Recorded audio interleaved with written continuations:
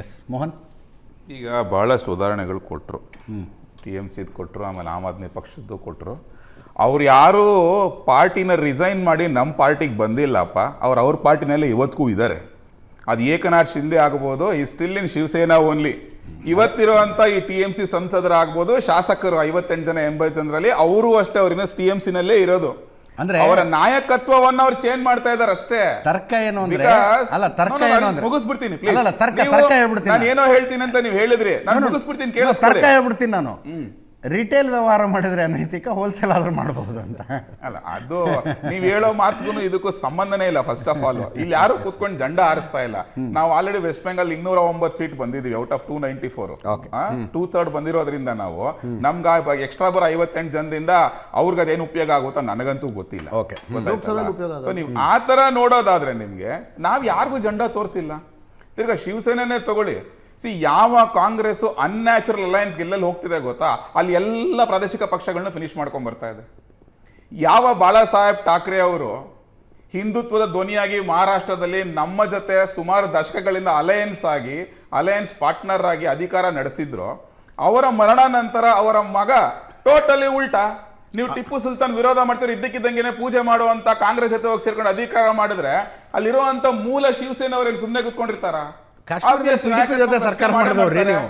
ಕಾಶ್ಮೀರದಲ್ಲಿ PDP ಜೊತೆ ನೀವು ಸರ್ಕಾರ ಮಾಡಿದ್ರಿ. ಗೊತ್ತಾದ ತಕ್ಷಣ ಹೊರಗಡೆ ಬಂದಿದ್ದಾರೆ. ಎಲ್ಲೊರ್ಗಡೆ ಬಂದಿದ್ದಾರೆ ರಾಷ್ಟ್ರವಾದಿ ಜೊತೆ. ಮತ್ತೆ ನೋಡಿ, ಮಹಾರಾಷ್ಟ್ರದಲ್ಲಿ ಶಿವಸೇನೆನ ಮುಗಿಸಿದ್ರು. ತಿರ್ಗಾ ರೀಸೆಂಟ್ ಇನ್ಸಿಡೆಂಟ್ DMK ಅವರೇ ಫಸ್ಟ್ ಪತ್ರ ಬದಿದ್ ಕನಿಮೋಳಿ ಸ್ಪೀಕರ್ಗೆ, ನಮಗ್ ಸಪರೇಟ್ ಆಗಿ ಕುತ್ಕೊಳ್ಳೋದಕ್ಕೆ ಸೀಟೇ ಕೊಡಿ, ನಮ್ಗೆ ಕಾಂಗ್ರೆಸ್ ಪಕ್ಕ ಕುತ್ಕೊಳ್ಳೋದಿಲ್ಲ ನಾವು ಅಂತ ಹೇಳ್ಬಿಟ್ಟು.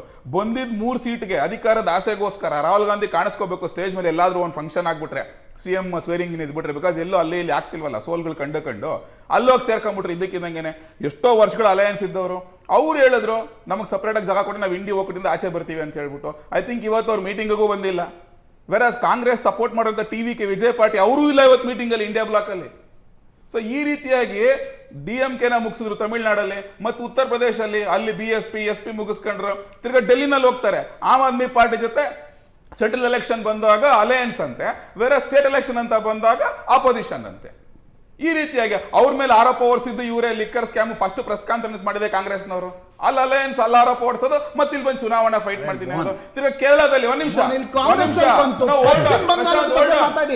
ಹೋಲ್ಡ್ ಆನ್, ತಿರ್ಗಾ ಕೇರಳದಲ್ಲೂ ಹಂಗೇನೇನೆ ಕಮ್ಯುನಿಸ್ಟ್ ಅಗೇನ್ಸ್ಟ್ ಫೈಟ್ ಅಂತೆ, ನ್ಯಾಷನಲ್ ಅಂತ ಬಂದಾಗ ಇಂಡಿಯಾ ಅಲಯನ್ಸ್ ಅಂತ ಒಟ್ಟಿಗೆ ಇರೋದಂತೆ.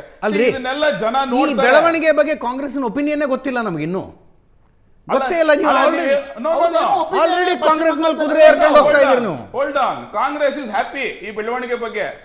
ಯಾಕಂತ ಹೇಳಿದ್ರೆ ರಾಹುಲ್ ಗಾಂಧಿನ ಯಾರು ಕೇರೆ ಮಾಡ್ತಿರಲ್ಲ ಒಂದ್ ವರ್ಷದ ಮುಂಚೆಗಡೆ. ಇದೆ ಮಮತಾ ಬ್ಯಾನರ್ಜಿ ಆಗ್ಬೋದು ಅಥವಾ ಅಖಿಲೇಶ್ ಯಾದವ್ ಆಗ್ಬೋದು. ಇವತ್ತು ರಾಹುಲ್ ಗಾಂಧಿ ಖುಷಿ ಸೋತಿರೋದಕ್ಕೆ. ಮಮತಾ ಬ್ಯಾನರ್ಜಿ ಇವಾಗ ಪಕ್ಕದಲ್ಲಿ ಕುತ್ಕೊಂಡು ಪತ್ರಿಕಾಗೋಷ್ಠಿ ಮಾಡ್ತಿರ್ಬೋದು ಅಷ್ಟೇ. ಮಮತಾ ಬ್ಯಾನರ್ಜಿ ಹಿಂದೆ ಇದೆ ಇಂಡಿಯಾ ಅಲಯನ್ಸ್ ಮೀಟಿಂಗ್ ಹೋಗೇ ಇರಲಿಲ್ಲ, ಬಿಕಾಸ್ ತಾನು ಲೀಡರ್ ಆಗ್ಬೇಕಿತ್ತು ಅಂತ ಹೇಳ್ಬಿಟ್ಟು. ಅವಾಗ ರಾಹುಲ್ ಗಾಂಧಿ ಏನ್ ಮಾಡಿದ್ರು, ಅವ್ರ ಜೊತೆ ಅಲಯನ್ಸ್ ಮಾಡೋದು ಬೇಡ, ಸಪರೇಟ್ ಆಗಿ ಹೋಗ್ಬೇಕು ಅಂತೆಲ್ಲ ಹೇಳಿ ಕುತ್ಕೊಂಡ್ರು. ಬೇರೆ ಇವಾಗ ಗೊತ್ತು ಮಮತಾ ಬ್ಯಾನರ್ಜಿ ಫುಲ್ ವೀಕ್ ಆಗಿರೋ ಚುನಾವಣೆ ಸೋತಿದ್ರು, ಅದಕ್ಕೆ ರಾಹುಲ್ ಗಾಂಧಿ ಫುಲ್ ಖುಷಿ. ಸೊ ಈ ತರ ಬ್ಯಾಕ್ ಸ್ಟಾಬಿಂಗ್ ಕೆಲಸಗಳನ್ನ ಬ್ಯಾಕ್ ಟು ಬ್ಯಾಕ್ ಮಾಡ್ಕೊಂಡ್ ಬರ್ತಾ ಇರೋದು ಕಾಂಗ್ರೆಸ್ ಪಕ್ಷನೇ. ನಾವ್ ಯಾರಿಗೂ ಜಂಡಾನೂ ತೋರಿಸಿಲ್ಲ. ತಿರ್ಗಾ ಇಲ್ಲಿ ಅವ್ರ ಅಭಿಷೇಕ್ ಬ್ಯಾನರ್ಜಿ ಅಗೇನ್ಸ್ಟ್ ನೀವು ಆಗ್ಲೇ ಹೇಳ್ದಂಗೆ ಸುಗಂಧಿ ಅಧಿಕಾರಿ ಕಾಲದಿಂದ ಅಲಿಗೇಷನ್ಸ್ ಇರೋದು. ತಿರ್ಗಾ ರೀಸೆಂಟ್ ಆಗಿ ಅವರ ಒಂದ್ ನಿಮಿಷ ಅಜ್ಮಲ್ ಸಿದ್ದಿಕಿ ಅವ್ರ ಮೈನಾರಿಟಿ ಮೋರ್ಚಾ ಸೆಕ್ರೆಟರಿ ಅವ್ರು ಶುರು ಮಾಡಿದ್ರು. ಸೋತ್ ಮೇಲೆ ಅಭಿಷೇಕ್ ಬ್ಯಾನರ್ಜಿ ರೂಮ್ ಒಳಗಡೆ ಬಂದ್ರೆ ಎಲ್ಲರೂ ಎದ್ದಿದ್ಕೊಂಡು ಚಪ್ಪಾಳೆ ಹೊಡಿಬೇಕಂತೆ. ಈ ತರ ಕಲ್ಚರ್ ಇಟ್ಕೊಂಡು ನಾವೇ ಕಾಪಾಡಬೇಕು ಅಂತ ಹೇಳಿದ್ರು ಅವರು. ಇದು ಅವ್ರೊಳಗಡೆ ಆಗಿರೋಂಥ ಕಿತ್ತಾಟ. ಅಭಿಷೇಕ್ ಬ್ಯಾನರ್ಜಿ ತಿರ್ಗಾ ದುರಹಂಕಾರ ದೌಲತ್ ಮಾತುಗಳಿತ್ತು ಗೊತ್ತಾ. ಪಾರ್ಲಿಮೆಂಟ್ ಅಲ್ಲೂ ಕುತ್ಕೊಂಡು ಏನ್ ಸ್ಪೀಚ್ ಮಾಡಿದ್ದು, 7 ಲಕ್ಷ ಹೋಟೆಲ್ ಗೆದ್ದೆ ನಾನು, ಗೋಲ್ಡನ್ ಹಾರ್ಬರ್ ರೂಲ್ಸ್ ಬೇಕ್ ಮಾಡಿ ಅಂತ ಹೇಳ್ಬಿಟ್ಟು ವಿಡಿಯೋ ಮಾಡ್ಬಿಟ್ಟು ಮಿಸ್ಟರ್ ನರೇಂದ್ರ, ಅದು ಸಿಂಗ್ಯುಲರ್ ಅಲ್ಲಿ, if you win even a single vote ನಾನು ತಲೆ ಶೇವ್ ಮಾಡ್ಕೋತೀನಿ ಅಂತೆಲ್ಲ ಹೇಳಿ. ಈ ದುರಹಂಕಾರ, ಈ ದೌಲತ್ ಇತ್ತು ಗೊತ್ತಾ, ಅದು ಅವರ ಪಕ್ಷದೊಳಗಡೆ ಇಷ್ಟ ಆಗಿಲ್ಲ ಅಂತ ಇವತ್ತು ಈಚೆ ಬಂದಿರೋದೇ ಹೊರತು ಅವ್ರು ಯಾರು BJPಗೆ ಏನ್ ಸೇರ್ಕೊಂಡಿಲ್ಲಪ್ಪ. ಅವ್ರು TMCನಲ್ಲೇ ಇದ್ದಾರೆ. ಅವರು ಇವತ್ತಿಗೂ ಅಷ್ಟೇ ಅವ್ರು ಹೇಳ್ತಾ ಇದ್ದಾರೆ ಮಮತಾ ಬ್ಯಾನರ್ಜಿನ ವಿರೋಧ ಮಾಡ್ತಿಲ್ಲ, ಅಭಿಷೇಕ್ ಬ್ಯಾನರ್ಜಿ ವಿರೋಧ ಮಾಡ್ತಿರೋದು ಅವರೇ ಬೇಕಾದ್ರೆ ನಾಯಕರಾಗ್ಲಿ ಅಂತ ಅವರೇ ಕೊಟ್ಟಿದ್ದಾರಲ್ರಿ, ಅವರೇ ಹೇಳ್ಕೊಂಡಿದ್ದಾರೆ. NDA ಬೆಂಬಲ ಕೊಟ್ಟಿದ್ದಾರಲ್ಲ ಅವ್ರು ಇವತ್ತು. ಅದನ್ನೇ ಹೇಳ್ತಿರೋದು. ನಿಮ್ಗೆ ಮೋರ್ ದನ್ 2/3 ನಿಮ್ಗೆ ಯಾರೇ ಲೀಡರ್ ಆದ್ರೂ ಕೂಡ ಅವ್ರ ಕೈಯಲ್ಲಿ ಇದ್ದಾಗ ಅಲ್ರಿ. ನಾವು ಅದಕ್ಕೆ ನಾವು ಪವರ್ ಪಾಲಿಟಿಕ್ಸ್ ಪ್ರಶ್ನೆಗಳನ್ನ ಎತ್ತಲಿಲ್ಲ, ನಾವು ನೈತಿಕ ರಾಜಕಾರಣನ. ಈಗ ಅಪೋಸಿಷನ್ ಅಲ್ಲಿ ಇದಾರಪ್ಪ, 80ರಲ್ಲಿ 58 ಶಾಸಕರು ಹೋಗಿ ನಮಗೆ ಪ್ರತ್ಯೇಕ ಬೇಕು ಅಂತ ಕೇಳಿದ್ರೆ ಅವ್ರು ನಿಮ್ಗೊಂದು ಕ್ವಶನಿಂಗೇ ಅವರಲ್ಲಿ ಅಲ್ಲ ಅಲ್ಲ ನೀವ್ ಹೇಳಿದ್ರಲ್ಲ ನಾವೇನೋ ಬಾವುಟ ತೋರಿಸ್ತಾ ಇದೀವಿ ಅವ್ರು ಮಾಡ್ತಾ ಇದಾರೆ ಅಂತ. ಅಲ್ರಿ, ಆ ಧೈರ್ಯ ಕೊಡದೇ ಇದ್ರೆ ಯಾರು ರಾಜಕಾರಣಿಗಳಿಗೂ ಏನ್ ಸಂಬಂಧ? ಮೋಹನ್, ನಮಗೂ ಅದಕ್ಕೂ ಏನ್ ಮೋಹನ್, ಸಂಬಂಧ? ರಾಜಕಾರಣಿ ಬಿಡಿ. ಅವ್ರು ಲೀಡರ್ ಕಂಡ್ರೆ ಅವ್ರಿಗಾಗ್ತಾ ಇಲ್ಲ, ಅದಕ್ಕೆ ಈಚೆ ಬರ್ತಾ ಇರೋದು. ರಾಜಕಾರಣ ಬಿಟ್ಬಿಡಿ. ಹಾ. ಕಾರ್ಪೊರೇಟ್ ಕಂಪ್ನಿಗಳಲ್ಲಿ ಕೆಲಸ ಮಾಡುವ ಒಬ್ಬ ಸಾಮಾನ್ಯ ನೌಕರ ಮತ್ತೊಂದು ಕಂಪ್ನಿಯಲ್ಲಿ ಆಫರ್ ಲೆಟರ್ ಕೊಡದೆ ಇಲ್ಲಿ ರಾಜೀನಾಮೆನೂ ಕೊಡಲ್ಲ, ಇನ್ನು ರಾಜಕೀಯ ಪಕ್ಷಗಳಲ್ಲಿ ಕೊಡ್ತಾರ? ಅಲ್ಲ ಇನ್ನೊಂದ್ಸಲಿ ಹೇಳಿ.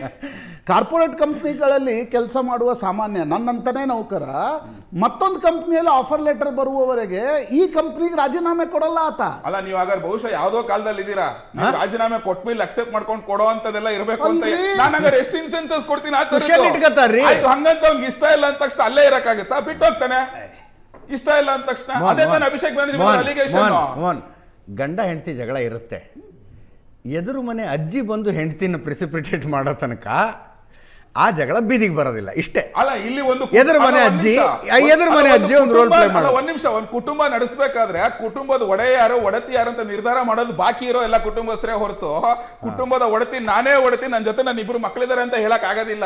ಇನ್ನು 20 ಜನ ಇದ್ದಾರೆ ಕುಟುಂಬದಲ್ಲಿ, ಚಿಕ್ಕಪ್ಪ ದೊಡ್ಡಪ್ಪ ಅತ್ತೆ ಮಾವ, ಅವರು ಹೇಳ್ಬೇಕು. ಅವ್ರ ಒಪ್ಪಲ್ಲ ಅಂದ್ರೆ ಹೋಗ ಆಚೆಗೆ ಅಂತ. ಏಕನಾಥ್ ಶಿಂದೆ ಒಡೆದು ಬಂದಾಗ ಬಿಜೆಪಿಗೆ ಏನೂ ಸಂಬಂಧ ಇಲ್ಲ, ಲಾಭ ಆಗಿದ್ದವ್ರಿಗೆ ಬಿಜೆಪಿಗೆ. ಅಜಿತ್ ದಾದಾ ಪವಾರ್ ಒಡೆದು ಬಂದಾಗ ಬಿಜೆಪಿಗೆ ಏನೂ ಸಂಬಂಧ ಇಲ್ಲ, ಲಾಭ ಆಗಿದ್ದವ್ರಿಗೆ ಬಿಜೆಪಿಗೆ. ತೃಣಮೂಲ ಕಾಂಗ್ರೆಸ್ ಆಮ್ ಆದ್ಮಿ ಪಕ್ಷದ 7 ಸಂಸದರು ಒಡೆದು ಬಂದಾಗ ನಾವು ಅಲ್ರಿ ಜನ ಓಟ್ ಇಲ್ಲ ಅಂತ ಯಾರಂದ್ರಿ? ಮೋಹನ್, ಅದ್ನಿಲ್ಲ ಅಂತ ಯಾರಂದ್ರು? ಇಲ್ಲ ಅಂದಿಲ್ಲ. ಗೆಲ್ಸಿದ್ರು, ಅಜಿತ್ ಪವಾರ್ ಎನ್ಸಿಪಿನೂ ಗೆಲ್ಸಿದ್ರು. ನಾನು ಅವಾಗಲೇ ಒಂದು ಮಾತು ಹೇಳಿದೆ, ಇದು ಅಸಂವಿಧಾನಿಕವ ಅಲ್ಲ, ಕಾನೂನಿಗೆ ವಿರುದ್ಧವ ಅಲ್ಲ. ಇಲ್ಲಿ ನಾವು ಡಿಸ್ಕಸ್ ಮಾಡ್ತಾ ಇರೋದೇನು ನೈತಿಕತೆ ಅಷ್ಟೇ. ಅಲ್ಲ ಜನ ಪ್ರಜಾಪ್ರಭುತ್ವದಲ್ಲಿ ಓಟ್ ಹಾಕಿ ಗೆಲ್ಸಿದ್ಮೇಲೆ ಜನ ಅಕ್ಸೆಪ್ಟ್ ಮಾಡ್ಕೊಂಡ್ಮೇಲೆ ಕೇಳಿ 7 ಜನರನ್ನ ಆಮ್ ಆದ್ಮಿ ಪಕ್ಷದವ್ರನ್ನ ಕರ್ಕೊಂಡ್ ಬಂದು ಅವರು ರಾಜ್ಯಸಭಾ ಚುನಾವಣೆ ರೀ, ಅವರೇನು ನೇರವಾಗಿ ಜನರಿಂದ ಆಯ್ಕೆ ಆದವರಲ್ಲ, ಅವರನ್ನ ಒಂದು ಪಾರ್ಟಿ ಟಿಕೆಟ್ ಕೊಟ್ಟು ಅವರನ್ನ ಒಂದು ರಾಜ್ಯಸಭಾ ಸದಸ್ಯರನ್ನಾಗಿ ಮಾಡಿತ್ತು. ಹೇಳಿ ಹೆಸರಿಲ್ದಂತೆ ತಗೊಂಡ್ಬಿಟ್ರಿ ಅವರನ್ನ 7 ಜನರನ್ನ. ಆಯ್ತಪ್ಪ, ಲೋಕಸಭೆಯಲ್ಲಿ ಇಲ್ಲೇನೋ ಯಾರೋ 4 ಜನರನ್ನ ತೆಗೆದುಕೊಂಡ್ರಿ, ರಾಜೀನಾಮೆ ಕೊಟ್ಟು ಮತ್ತೆ ಚುನಾವಣೆಗೆ ಬರ್ತಾರೆ ಅಂತ ಅನ್ಕೋಣ. ರಾಜ್ಯಸಭೆ ವಿಧಾನ ಪರಿಷತ್ ಹೊಡಿತಾ ಇದ್ರಿ, ಅದು ನೈತಿಕ ರಾಜಕಾರಣ? ನಾನು ಪ್ರಶ್ನೆ ನಮ್ದಷ್ಟೇ. ನೀವು ಲೋಕಸಭೆಯಲ್ಲಿ ಓಡಿದ್ರೆ ಐ ಅಂಡರ್ಸ್ಟ್ಯಾಂಡ್ ರೀ, ಅವ್ನು ಪವರ್ ಪಾಲಿಟಿಕ್ಸ್ ಮಾಡ್ಲಿಕ್ಕೆ ಬಂದಿರ್ತಾನೆ. ರಾಜ್ಯಸಭಾ ಚುನಾವಣೆ ಪಾರ್ಟಿ ಪ್ರಿಯಾರಿಟಿವ್ ರೀ. ಇವತ್ತು ನೀವು ಅವ್ರು ನಾಗರಾಜಿಗೆ ಟಿಕೆಟ್ ಕೊಟ್ರಪ್ಪ, ನಾಳೆ ಇನ್ನೊಂದು ಕಡೆ ಹೋದ್ರೆ ಅವರು ನೀವು ಅಂತೀರಿ ಏನ್ರಿ ಕಾರ್ಯಕರ್ತರಿಗೆ ನಾವು ಟಿಕೆಟ್ ಕೊಟ್ಟು ಆರಿಸ್ಕೊಂಡು ಬಂದಿದ್ವಿ, ಅವರನ್ನು ಸೆಳೆದು ಬಿಡೋದಾ ಅಂತ ಈ ಪ್ರಶ್ನೆ ಕೇಳಬಾರ್ದ ಯಾವುದು ಪೊಲಿಟಿಕಲ್ ಪಾರ್ಟಿಗಳಿಗೆ? ಇಲ್ಲ ಅದು ನೈತಿಕ ಅಲ್ಲ, ಅದು ಕಾಂಗ್ರೆಸ್ ಅನ್ನ ಸ್ವಲ್ಪ ಪಕ್ಕಕ್ಕಿಟ್ಟು ಬಿಜೆಪಿ ಮತ್ತು ತೃಣಮೂಲ್, ಬಿಜೆಪಿ ಆಮ್ ಆದ್ಮಿ ಪಾರ್ಟಿ ಏನ್ ಮಾಡಿದ್ರಿ ಅದ್ರ ಬಗ್ಗೆನೂ ಚರ್ಚೆ ಮಾಡ್ಬೇಕಾಗತ್ತಲ್ಲ. ಅದನ್ನೇ ತಾನೇ ಹೇಳ್ತಿರೋದು. ತೃಣಮೂಲ್ದು ಅದನ್ನೇ ಹೇಳಿದ್ದು, ಆಮ್ ಆದ್ಮಿ ಪಾರ್ಟಿ ಡೆಲ್ಲಿ ಉದಾಹರಣೆ ಕೊಟ್ಟಿದ್ದು ನಾನು, ಅದ್ರ ಜೊತೆಗೆ ಸೇರ್ಕೊಂಡು ಮಹಾರಾಷ್ಟ್ರ ಹೇಳಿದ್ದು. ಆದರೆ ಮಹಾರಾಷ್ಟ್ರದಲ್ಲಿ ಕಾಂಗ್ರೆಸ್ ಮಾಡಿದ್ದು ನೈತಿಕತೆನಾ? ಉದ್ಧವ್ ಠಾಕ್ರೆ ಮಾಡಿದ್ದು ನೈತಿಕತೆನಾ?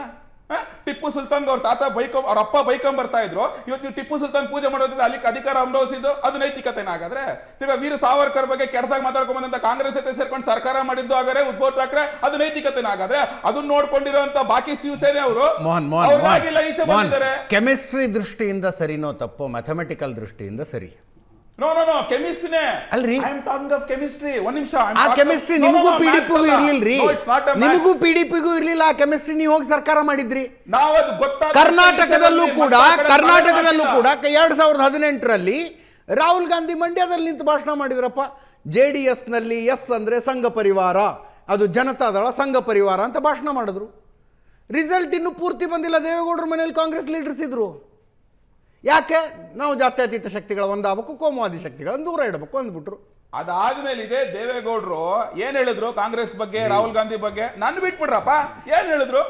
ಇದೇ DK ಶಿವಕುಮಾರ್ ಹಂಗಾರೆ ತುಮಕೂರಲ್ಲಿ ಒಂದೇ ಕಲರ್ 2 ಅಕ್ಕಿ ಹೊಡೆದು ಮುಗಿಸ್ಲಿಲ್ವಾ? ದೇವೇಗೌಡರನ್ನು ಮುಗಿಸಿದ್ರೆ ನಿಮ್ಗೆ 2019ರಲ್ಲಿ ಮುದ್ದಮ್ಮೇಗೌಡರನ್ನು ಮುಗಿಸಿ ಜೊತೆಲಿ ಇದ್ದವ್ರನ್ನ. ಇದು ನೈತಿಕತೆನಾಗಾದ್ರೆ? ನೀವು DK ಶಿವಕುಮಾರ್ ಮೇಲೆ ಆರೋಪ ಮಾಡ್ತಿದ್ದೀರಾ? ನಾನು ನೈತಿಕತೆ ಕೊಟ್ಟರೆ ನಾನು ಎಕ್ಸಾಂಪಲ್ ಸುಮಾರು ನಾನು ದೊಡ್ಡ ಪಟ್ಟಿನೇ ಕಟ್ಕೊಂಡು ಹೋಗ್ಬಿಡ್ತೀನಿ. ನಾನು ಹೇಳ್ತೀನಿ ಜೊಲ್ಲೆ ಹೆಂಗ್ ಸೋತ್ರು, GM ಸಿದ್ದೇಶ್ ಹೆಂಗ್ ಸೋತ್ರು,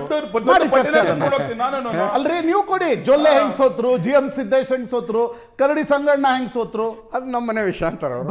ಯಾರು ನಮ್ಮ ಭಗವಂತ ಹೆಂಗ್ ಸೋತ್ರು ಚರ್ಚೆ ಮಾಡಿ. ಎಸ್,